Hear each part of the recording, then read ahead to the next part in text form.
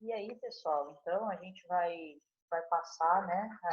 A gente, quando fala de lipídio, logo pensa em gordura, né? E algumas delas a gente vai até se familiarizando. Bom, alguns desses existentes, né? As características dos lipídios, a gente vai ter o quê? Os ácidos carboxílicos. Então, o que, que são, né? Os ácidos graxos. Os ácidos graxos nada mais são do que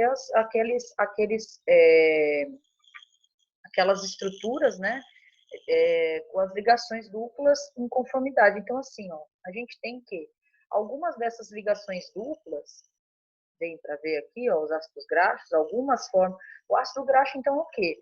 É alguma das formas de lipídios encontrados nos seres vivos, né? A gente fala, tem os ácidos graxos e etc. Então, esses são os quatro principais ácidos graxos: o ácido esteárico, o ácido oleico, o ácido linoleico e o ácido alfa-linoleico.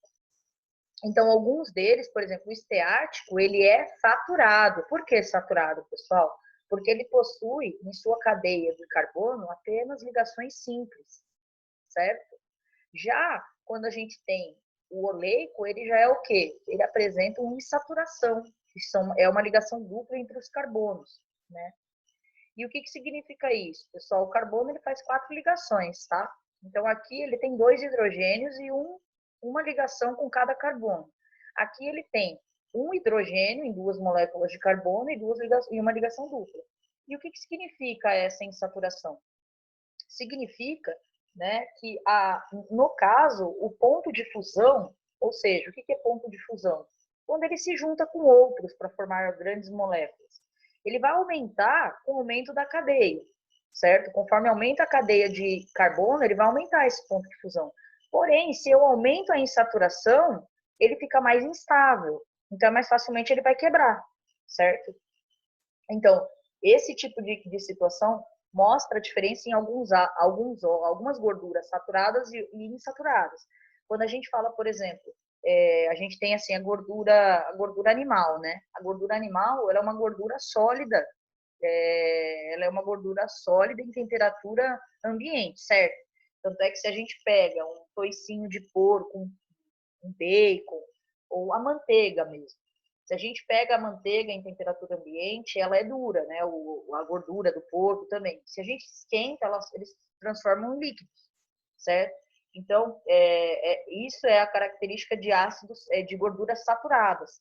Já as insaturadas é, por exemplo, o óleo vegetal. Ela é uma gordura, mas é uma gordura que apresenta insaturações. Então, ela é líquida na temperatura ambiente.